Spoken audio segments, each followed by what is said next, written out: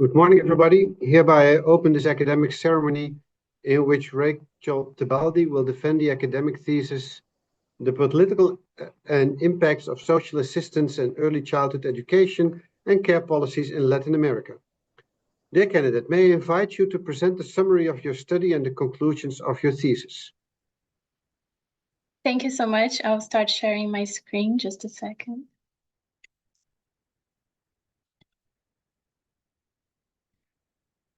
Can I just get confirmation from the room that you can see my slides? Yes, that's fine. Thank you so much, dear Director, members of the assessment committee, and friends and family. Thank you so much for being here today. I will proceed with a summary of my thesis on the politics and impacts of social assistance in early childhood education and care policies in Latin America. So firstly, on the relevance and motivation for my studies.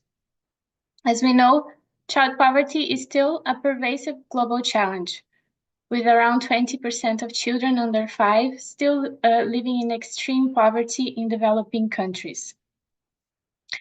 We also know that investment in early years has a protective effect against risk factors, and it's also cost-effective due to larger and more long-lasting benefits.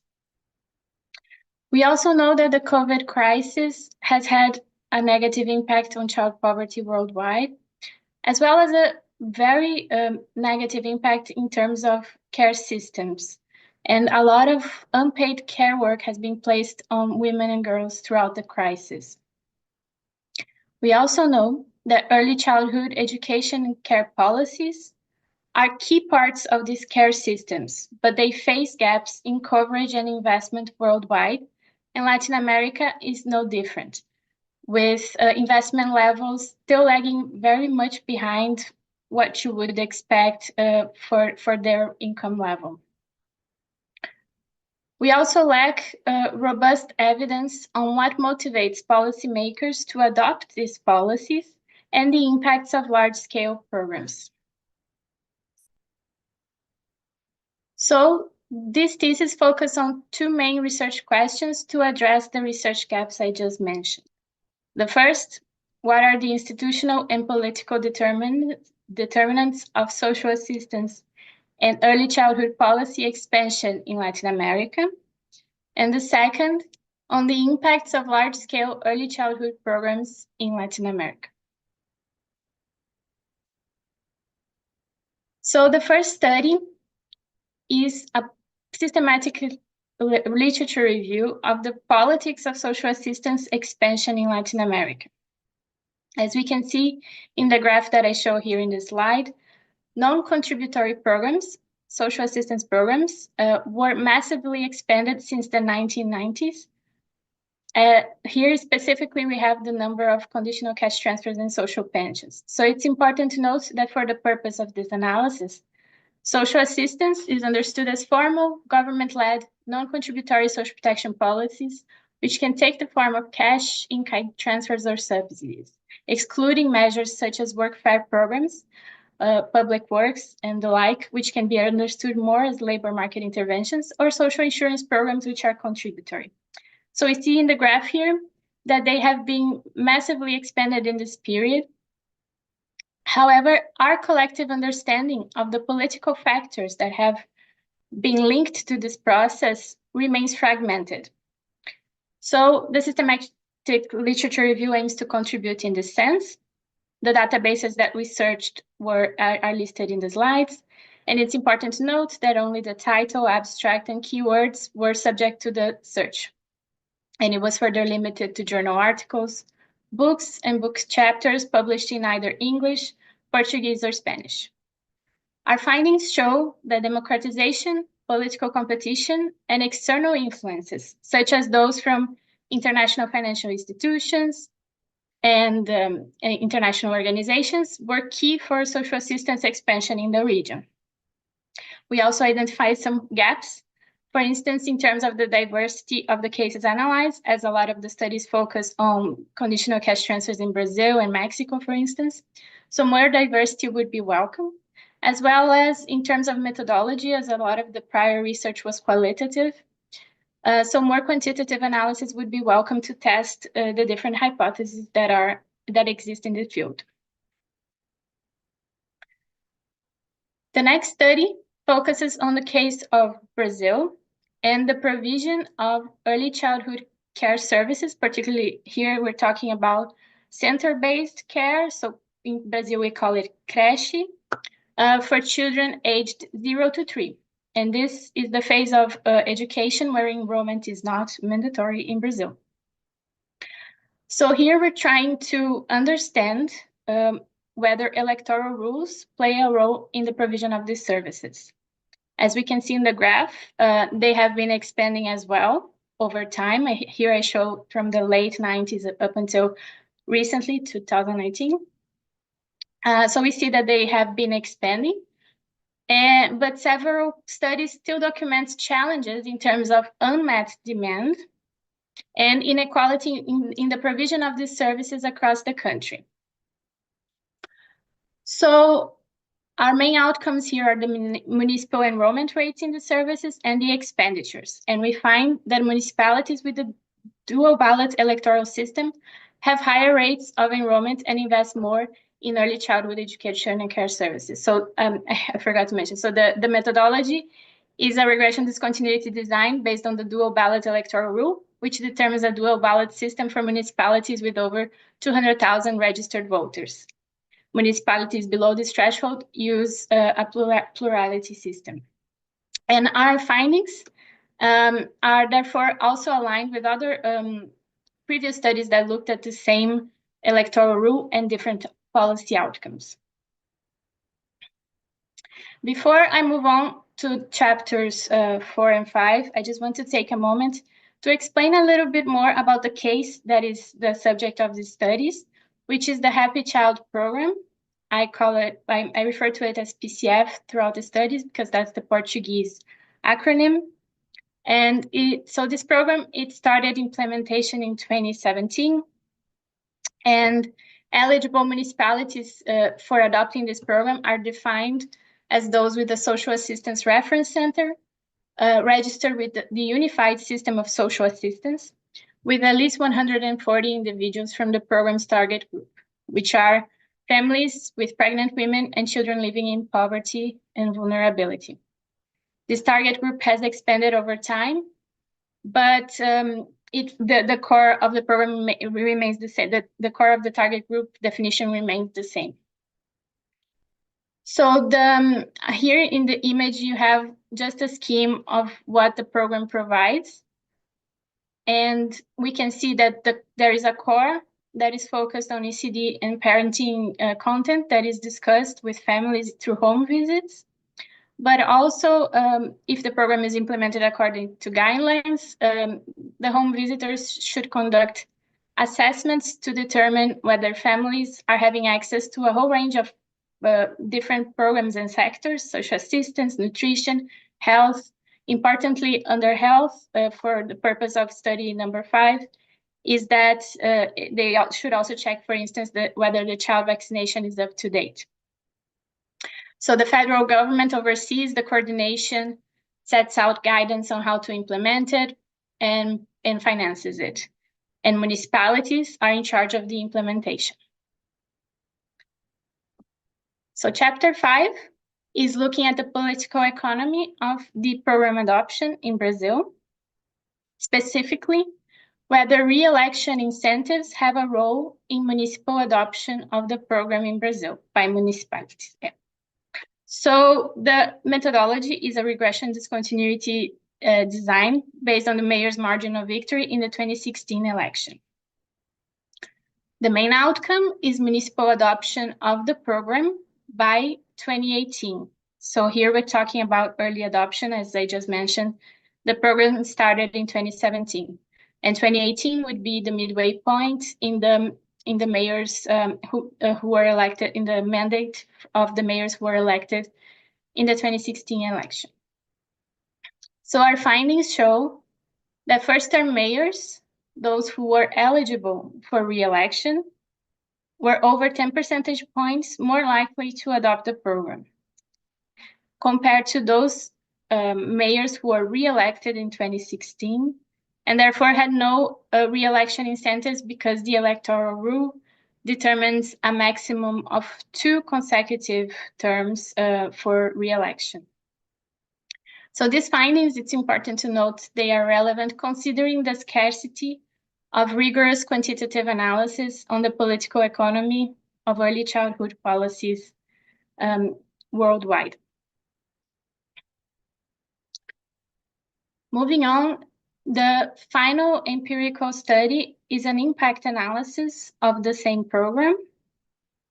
The methodology we use is a difference in differences analysis, exploiting the fact that municipalities adopted the program at different points in time. So it compares those that adopted the program with those that never adopted or had not yet adopted the program over time. The main outcomes are vaccination rates and the proportion of avoidable deaths among children under the age of 1 in urban and non-remote rural municipalities. Our findings show that the PCF program improved vaccination rates in urban areas and reduced avoidable deaths in rural areas. And these results hold especially for the early years of the program's implementation. Here it's also important to note that the findings are aligned with previous studies that detected an impact, for instance, on the program on vaccination at the individual level. But what this study is showing is that the program is also having an impact at the municipal level because our outcomes are all at the municipal level. So moving to policy implications. I believe the ensemble of studies demonstrates the importance of democratic institutions for redistributive policies. It also highlights the importance of considering specifically the role of electoral institutions and the incentives that they generate when promoting policy scale-up. Also, programs such as the PCF program should routinely monitor and evaluate impacts on a wide range of outcomes, particularly disaggregated by different levels of analysis. As our studies show, our impact analysis shows that, for instance, the rural-urban dimension might be particularly important. So to finalize on the conclusions and future directions, political competition, the study shows, were key for policy for social assistance expansion in Latin America, and also drives early childhood education and care policy expansion in Brazil. Large-scale early childhood programs can also yield significant health benefits for children, as shown by the impact analysis. But more rigorous studies and geographically diverse analysis would be much welcome to further build a body of work in these areas. And with that, I thank you very much for your attention, and I will stop sharing my screen.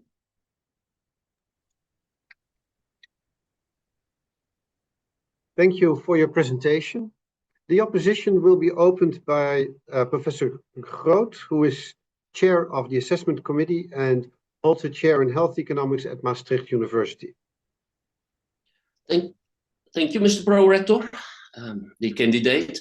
I've read your dissertation with great interest, and I want to take the opportunity to congratulate you with a great achievement. I think, and I want to extend also my congratulations to your supervisors for supervising this very nice and insightful dissertation that increases our knowledge and understanding about the role of political economy, the democratic process on outcomes for, in this particular case, mostly outcomes for children in early childhood education and care policies. In itself, I think it's quite remarkable that simple voting rules should have such an impact on policy outcomes by itself. I think you expect and hope that voting rules are impartial and independent of the outcomes of policies that are enacted. And what your dissertation shows that it's that's not the case. That it really matters how you organize your democratic process, and that it impacts on the outcome of this process. Like any good dissertation and piece of research, it of course also elicits thoughts and questions and issues for discussion. And I want to take the opportunity to discuss with you the results of chapter 3 of your dissertation, where you look at the impact of the dual voting rule, or the sequential voting rule, on the availability and provision of early childhood education in Brazil. And what you find there is that if there is a dual voting rule, there is more provision or more enrollment, and also more spending on early childhood education. And you explain this by, like you also did during your presentation, by the fact that there may be more political competition, and that contesters for the mayor position may want to appeal to a broader voting base, and that may make that they may want to serve certain groups in the population by providing more early childhood education. What I missed a bit in this chapter was the discussion of possible alternative explanations for your findings. And more specifically, essentially what you do in this chapter is compare relatively smaller municipalities with less than 200,000 inhabitants with those with larger municipalities. And one alternative explanation, I think, may be that the larger municipalities simply have more resources to invest in early childhood education. I think in the management and the provision of public services, there's also some fixed cost involved in organizing that, and probably these fixed costs are higher for smaller municipalities than for larger municipalities, and consequently larger municipalities may have more resources that they may invest in policies that they find important, and hence the fact that you find a positive effect on early childhood education spending and enrollment. Secondly, if I look at table 3.2 on page 51 of your dissertation, you see that on all characteristics that you include there, the larger and the smaller municipalities don't statistically significantly differ. However, if you look at the descriptive statistics and the means and that you provide there, these are all appear to be detrimental to the use and enrollment in early childhood education. For example, you find that you show that the illiteracy rate is higher in the smaller municipalities. Also, the average years of schooling is lower in the smaller municipalities. And also the average monthly income is lower than in the smaller municipalities. These are all factors that you may expect to have a negative impact on enrollment in early childhood education. And although none of them appear to be significant by themselves, you may question whether the combined effect of all of this may not be lead to a negative impact on enrollment in early childhood education. Finally, when you look at the results, you find a positive effect, although the effect, at least in your preferred estimations appears only marginally significant, only at significant at the 10% level. So again, this makes you question whether this is not driven by any other factor than the competition induced by the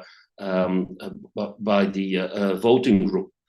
So I would welcome if you could reflect on these two issues, and whether you agree with them that there may be alternative explanations for the findings that you have in your dissertation. Highly esteemed opponent, thank you very much for those comments. I believe they are already valid reflections for us to think about.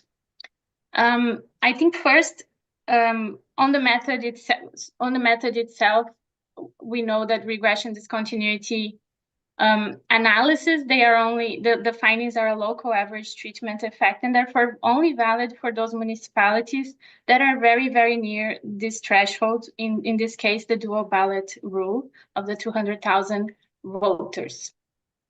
So we definitely cannot extrapolate this for other municipalities very far away from this, the threshold.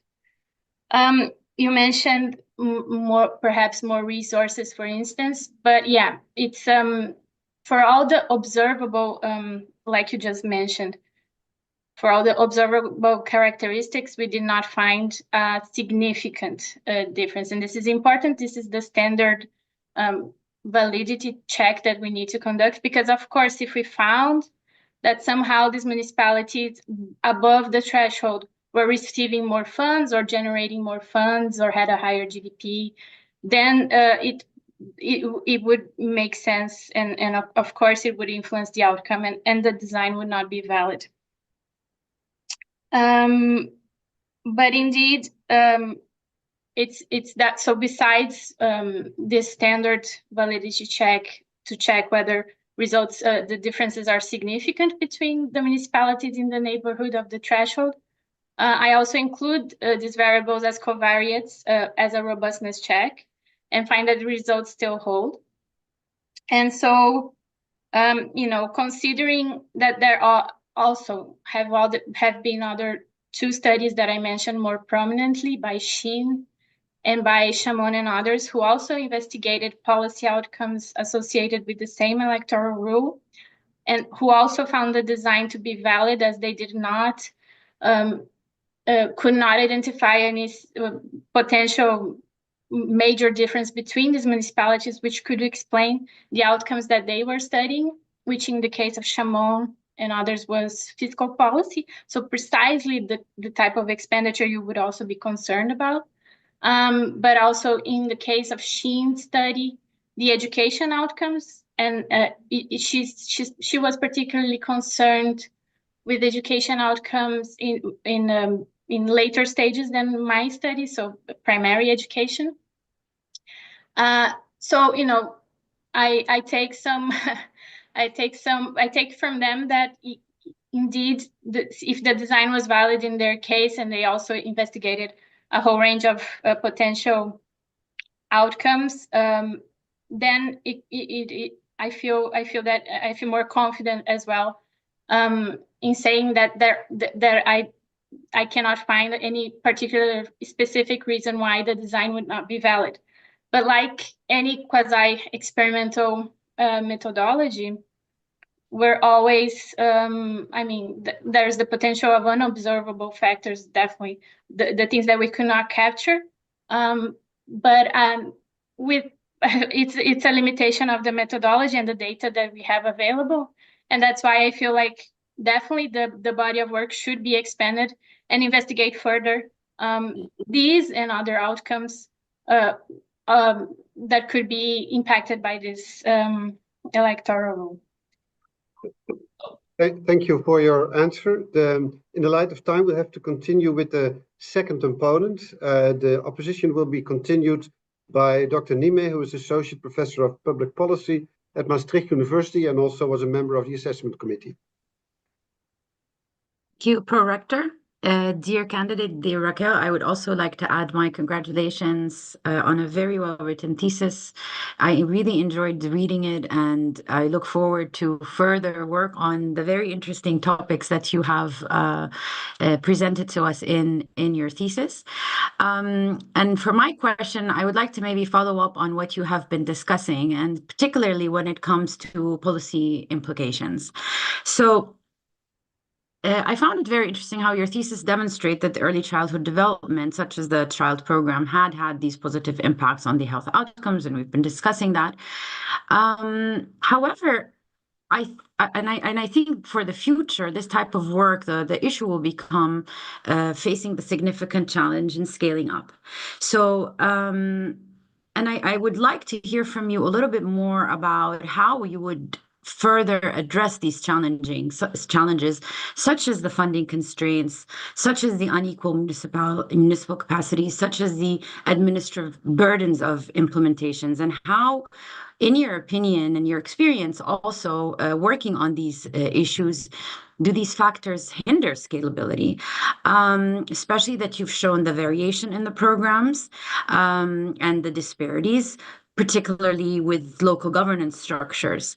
So what would be interesting, maybe you can also formulate that in that beyond Brazil, how would your findings inform design and implementations also of similar programs in other contexts with a similar sort of governance? For example, I would think of Kenya or Indonesia, who could apply such lessons to address these common variables as we see now, resource disparities and governance fragmentations.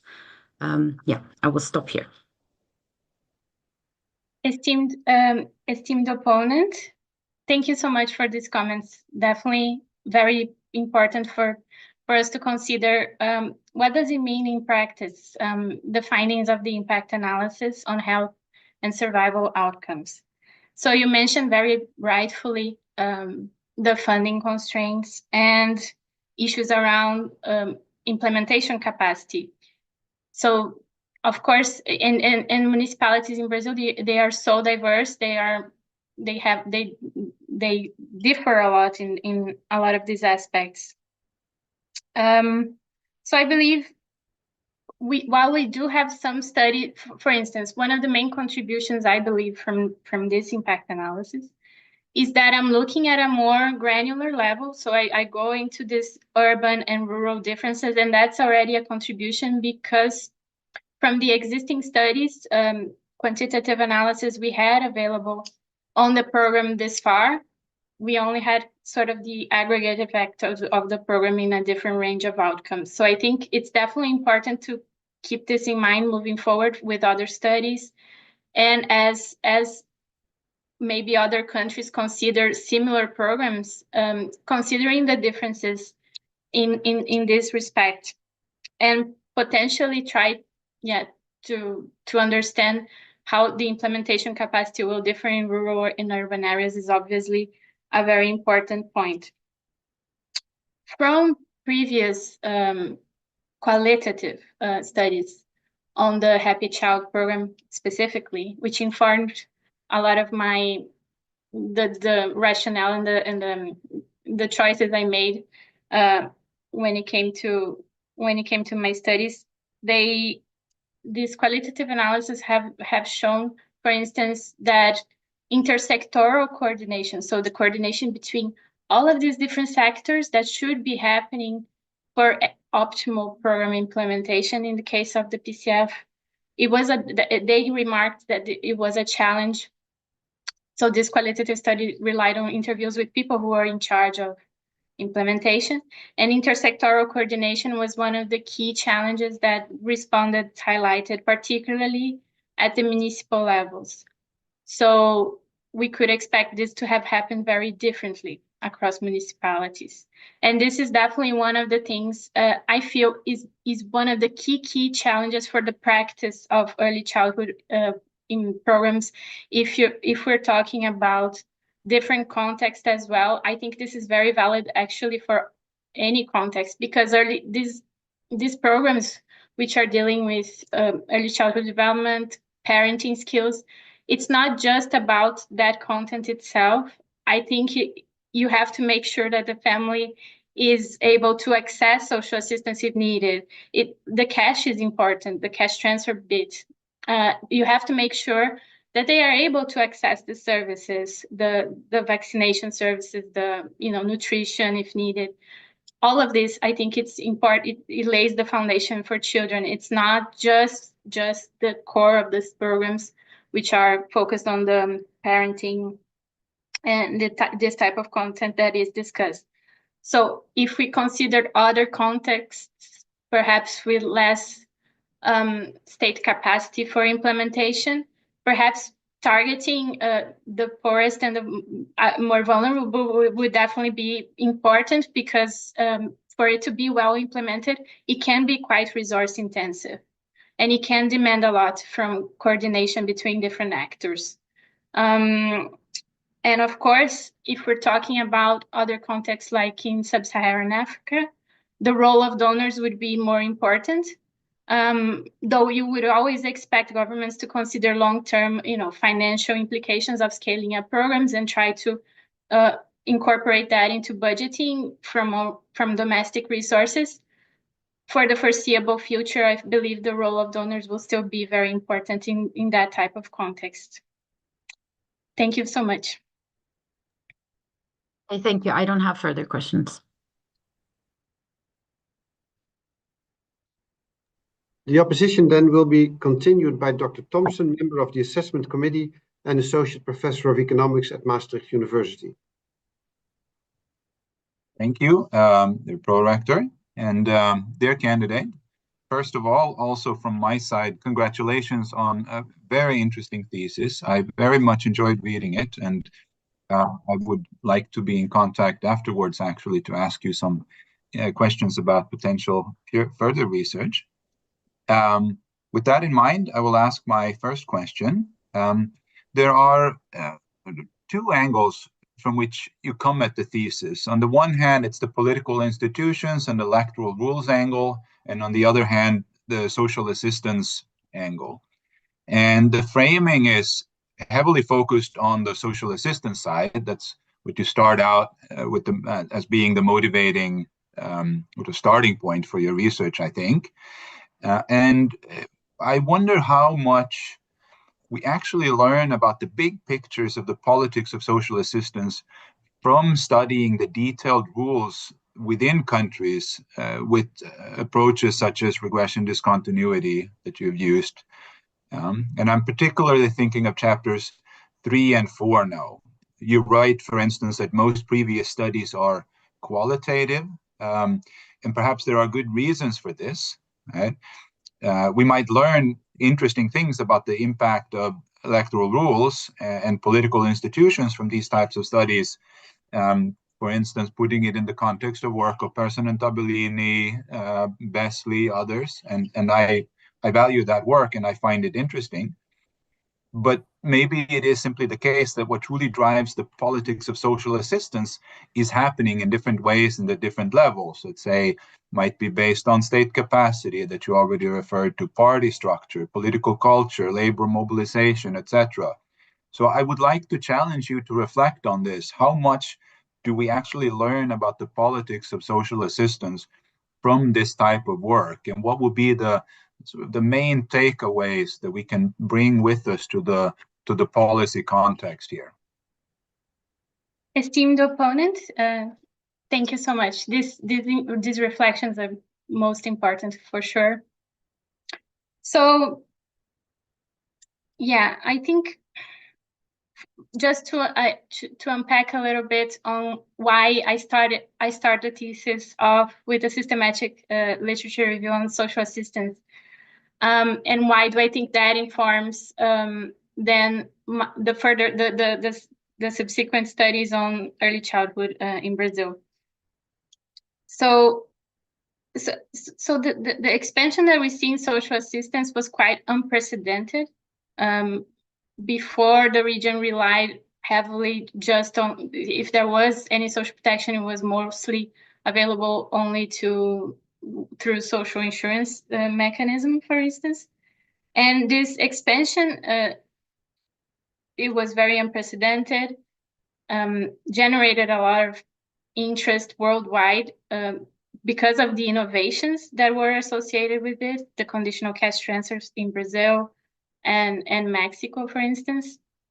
And why do I think this is relevant for these other programs and policies that I study is because, for instance, so the care centers, the public child care in Brazil, we know tends to benefit much more low-income families and the poorest.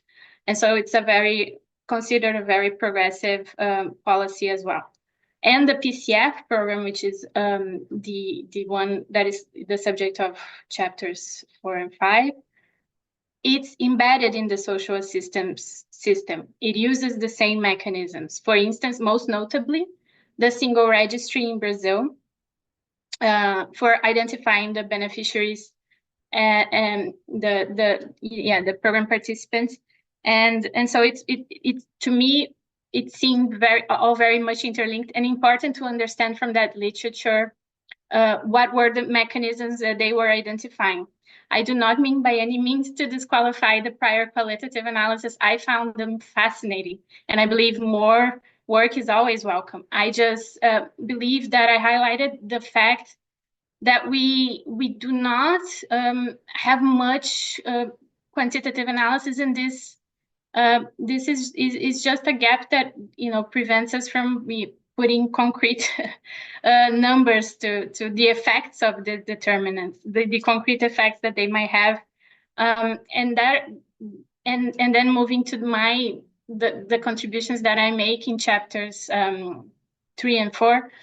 I believe if you look at how you mentioned how much can we actually learn from this. So I feel like the effect sizes, and again, they are local average treatment effects. They cannot be really extrapolated beyond while the regression discontinuity approach provides high internal validity, the external validity is very limited, and so we need to consider that. But the effect sizes that I find are non-negligible, considering, for instance, in chapter 3, the very low levels of like if you look at the mean enrollment level, and in the case of the PCF program, over 10 percentage points, for municipalities with the first-term mayor. So I think all of this to say, while recognizing the limitations of the methodological approaches, taking into consideration this, that I'm providing some of the first, to the best of my knowledge, more rigorous quantitative analysis in the field of early childhood policies. These are policies that I expect to become more and more linked with social assistance programs in the future, if Brazil is an example, and it tends to be when it comes to social policy, tends to be a very influential case that many other countries draw lessons from. And so, yeah, but definitely, like you say, and like I've said before, unobservable and factors like culture and other aspects are very important. Of course, I cannot fully incorporate this, though I try to control for all observable characteristics in the municipalities and the mayors. But they are, of course, important to understand the full picture. I would say, particularly on the culture, that it would have a different impact. I mean, it's a different consideration for the center-based kind of creche type of service that I talk about in chapter 3, and the PCF program, which is different. It consists more of home visitations in chapter 4. I would say definitely for the center-based care services. For instance, the trends we see that have taken place over decades in the country: industrialization, urbanization, and particularly in this case, the entry of women into the labor market, which accelerated since the 1970s. Those are all very important factors. And culturally, we know that women are still expected to do much of this care work. They spend twice as much time on care work as men still. And if we look, there's still a significant inequality between, women's labor market participation and men's. Other studies have shown that looked at the household and individual level, how extended family also has a role to play a role in the provision of this unpaid care work. And so, yeah, all of these things I believe are food for thought for further study. But I'll end here. I feel like I hope I covered your question, but happy to follow up. Thank you. The opposition will be continued by Professor Leuwe. Professor Leuwe is honorary professor in social protection and inclusive growth at Bonn-Rhein-Sieg University and a senior researcher at the German Institute of Development and Sustainability.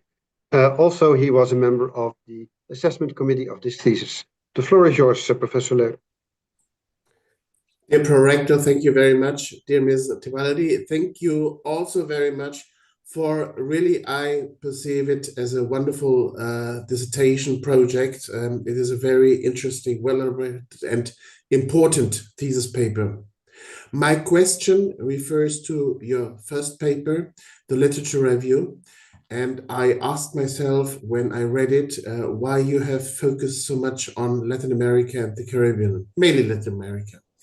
I mean, if we draft a comparative papers, it may be helpful to focus on a certain set of countries to keep some of the possible influencing variables constant.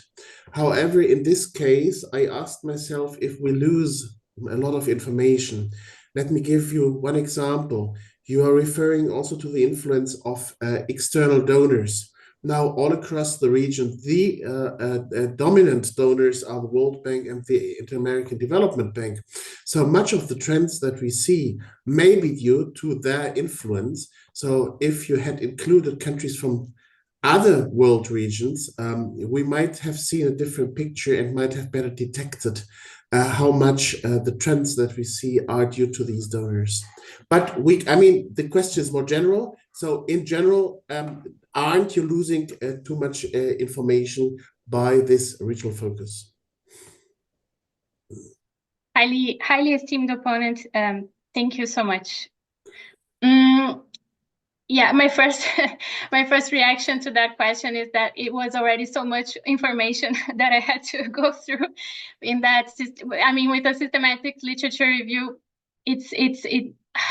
even though we try as much as possible to be very specific with the protocol, the keyword search, and try to really narrow to try to get just the right papers that we're looking for, it was already so much that we sifted through to really focus on the papers that mattered.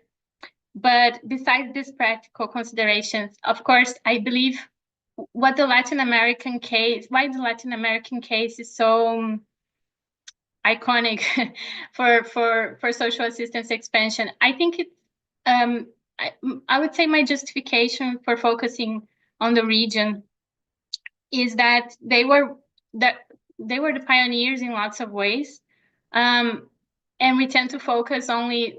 I mean, I think the Bolsa Familia program and the conditional cash transfers in Mexico, they get a lot of airtime, they get a lot of publicity because they were definitely pioneers, and there was so many studies covering these programs, but the region, and I'm talking Brazil, which is specifically in the region which a lot of the studies address. It's not only the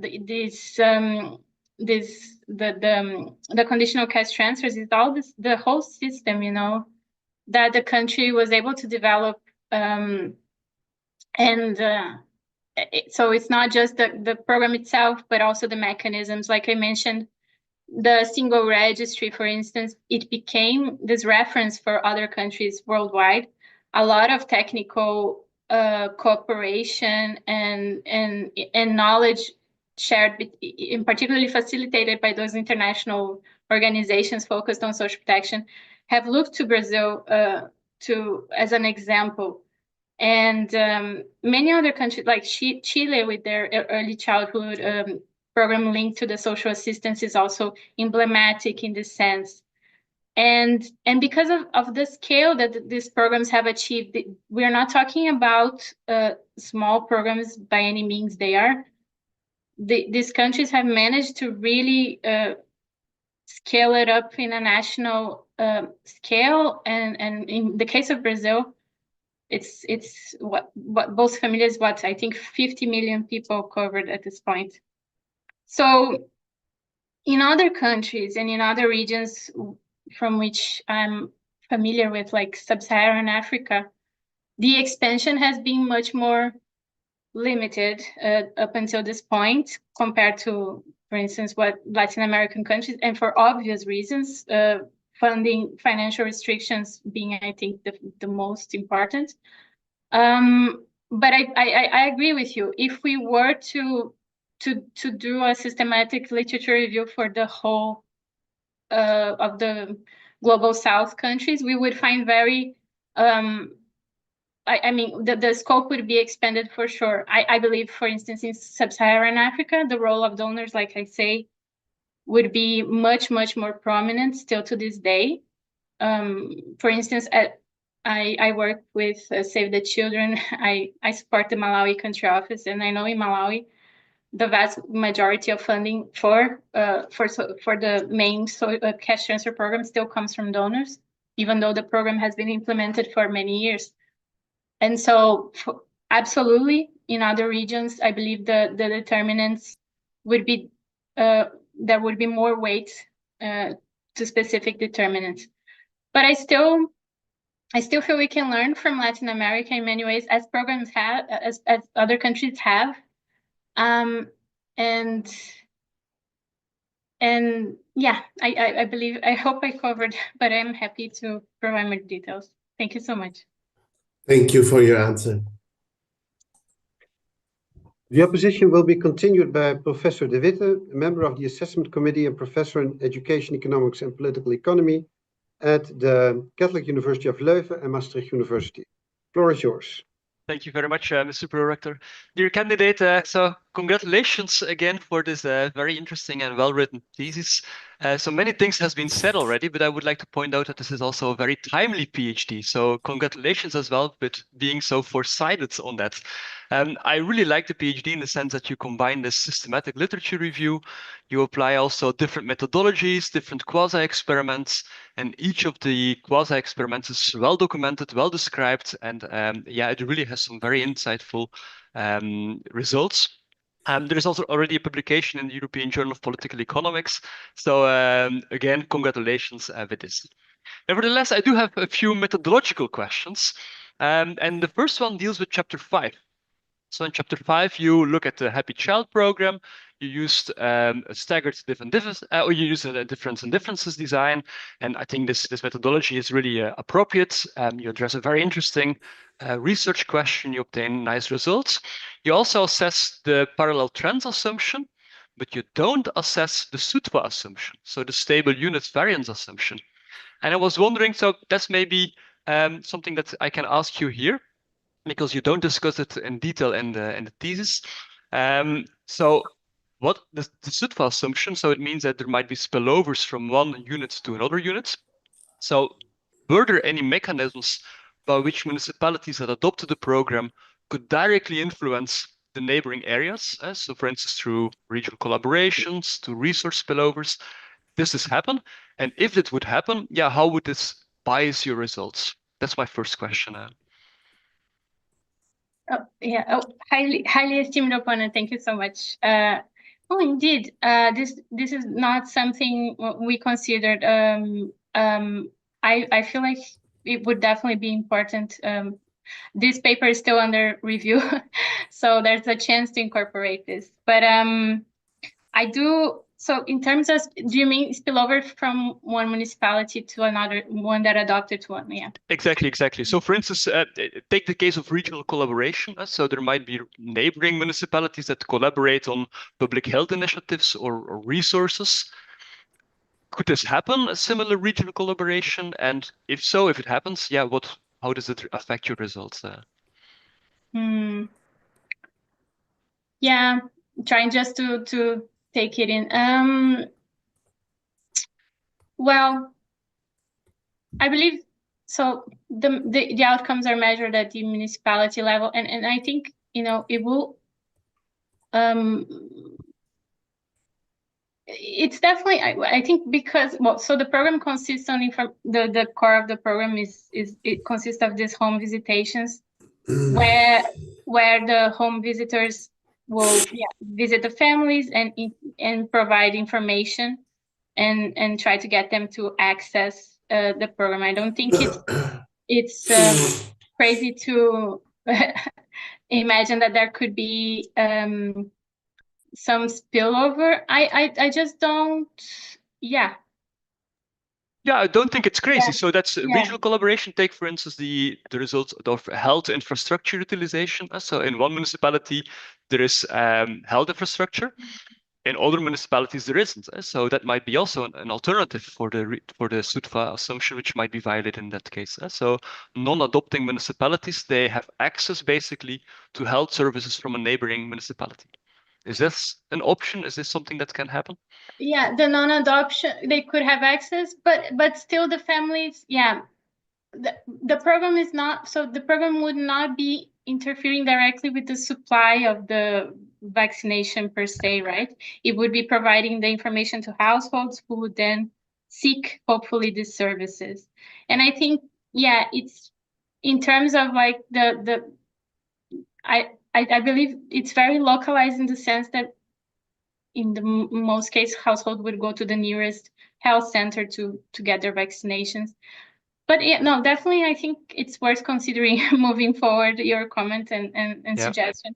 Okay, perfect. I think that's fine for this question, because I do have also another question. So I guess in the end, it will only make the results slightly smaller. So if there would be some spillovers, I guess in the end, your chapter will still survive. It will just be a bit smaller effect than you would have.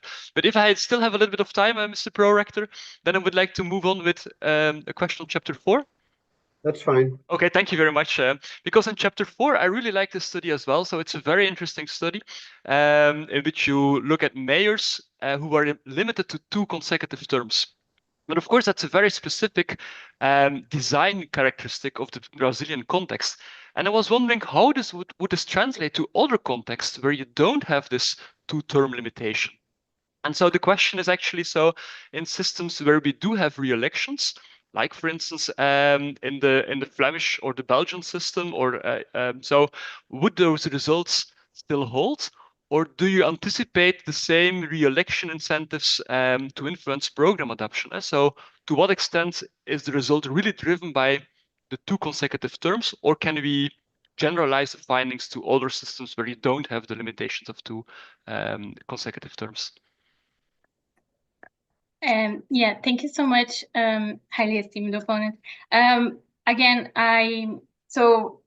just like to be very careful around the generalizability of the findings, because as we know, the design doesn't, it's very limited in terms of external validity. Again, the regression discontinuity provides that high internal validity of the findings, but it's a local average treatment effect. So in this case, it means for those municipalities who had a very narrow margin of victory for the mayor who was elected.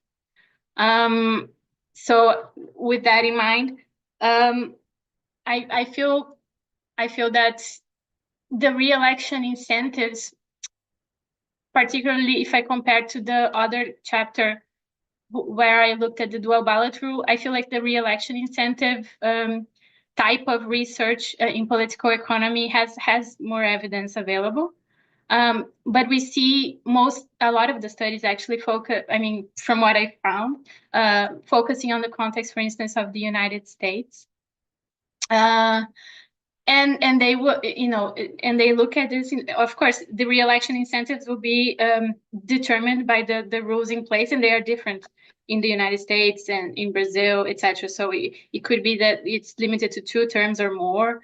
So all of that will play. I think you need to take that in when interpreting the results. But maybe let me ask it differently. So how important is the fact that it was designed for 2 terms? So how important is this 2-term cutoff in your results? So I understand the local effects. I understand the reservations that you have. So I think it's a very good answer in that sense. So you have to be careful with generalizability.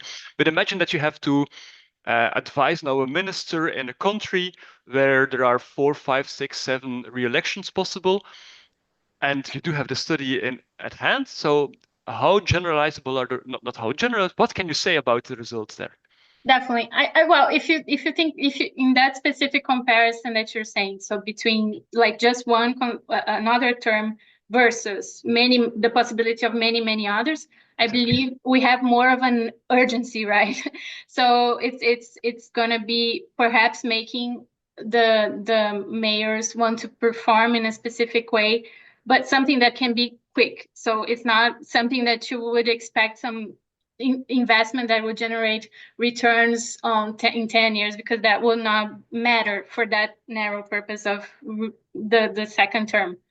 That's why I feel like programs like the case that I looked at, the PCF, was quite appropriate because it was a new policy. And I looked at specifically, my results are valid for early program adoption. So I'm showing not only that they were adopted more, but they were quick to adopt.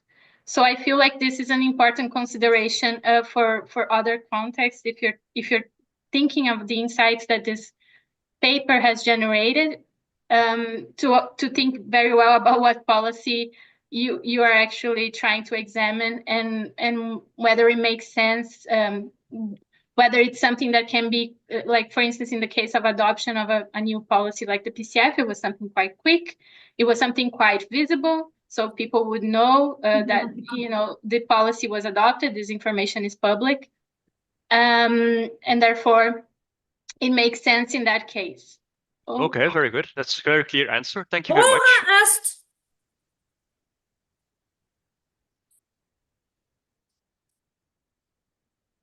Raquel Tebaldi, the time appointed for defending your thesis has passed.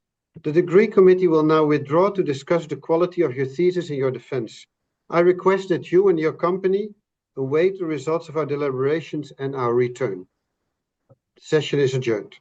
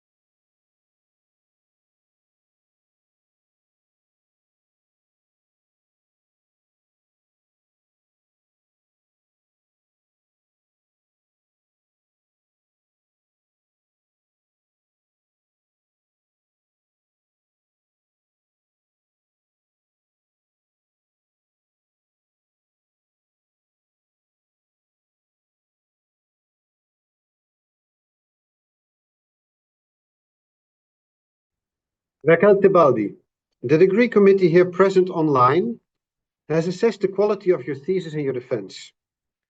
In view of its positive verdict and taking into account your previous qualifications, the degree committee has decided to grant you the degree of doctor. Professor Gassman is authorized to confer upon you this academic distinction in accordance with Dutch university custom. I invite your supervisor to now take the floor.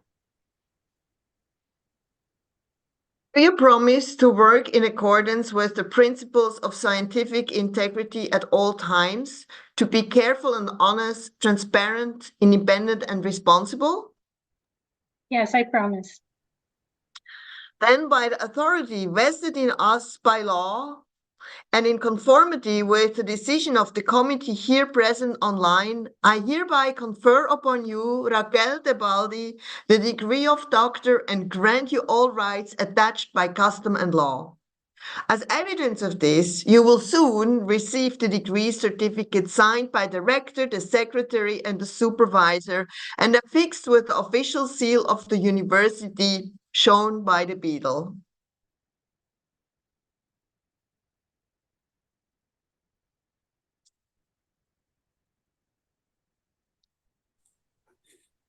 Oh, I guess I continue immediately. So, Yeah, you may continue immediately with the laudatio.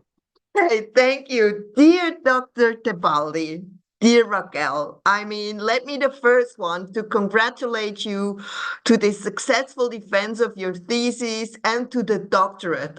Obviously, also on behalf of Bruno, of course.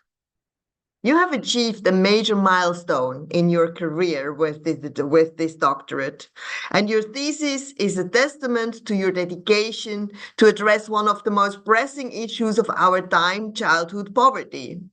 You have produced a body of work that not only advances academic understanding, but hopefully will also have tangible implications for policymaking in Latin America and beyond. What say that your manuscript is unusually short for a UNU thesis? It has just 128 pages, with a rather small font though. But it is the content that matters. It says nothing about the breadth and depth of your analysis. It rather shows your preference for concise expression.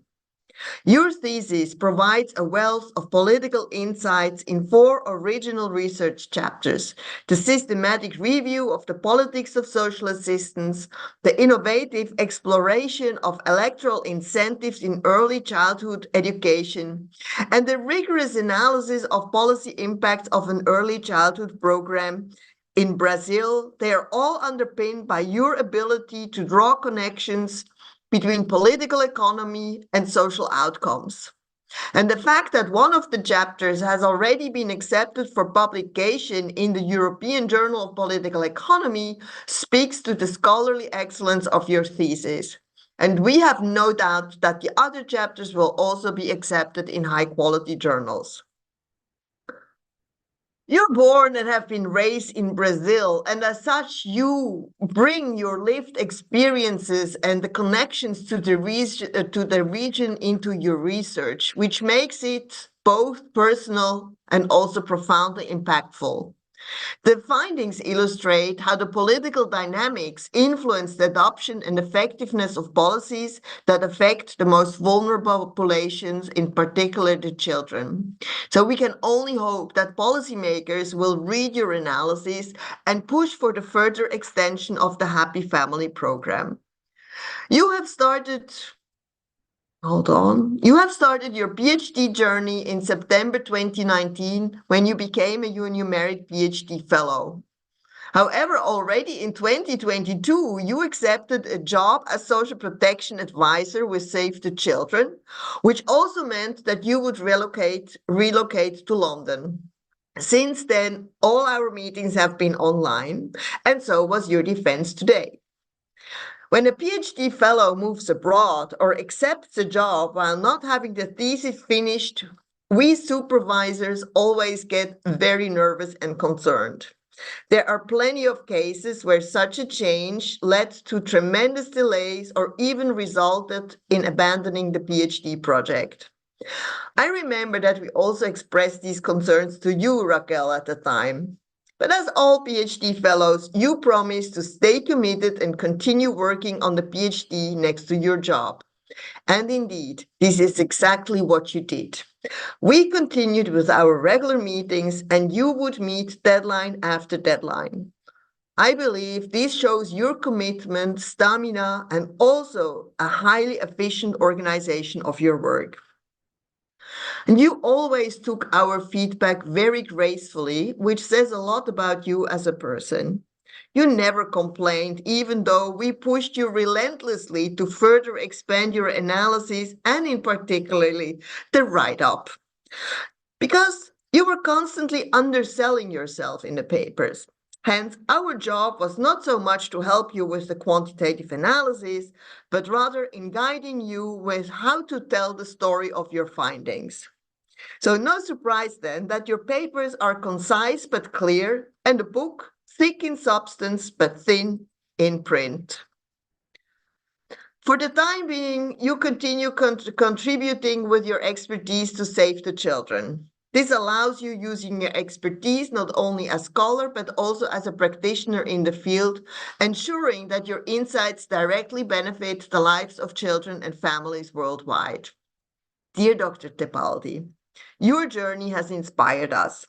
As you continue to influence policy and research on a global scale, please remain as determined and innovative as you have been throughout this journey.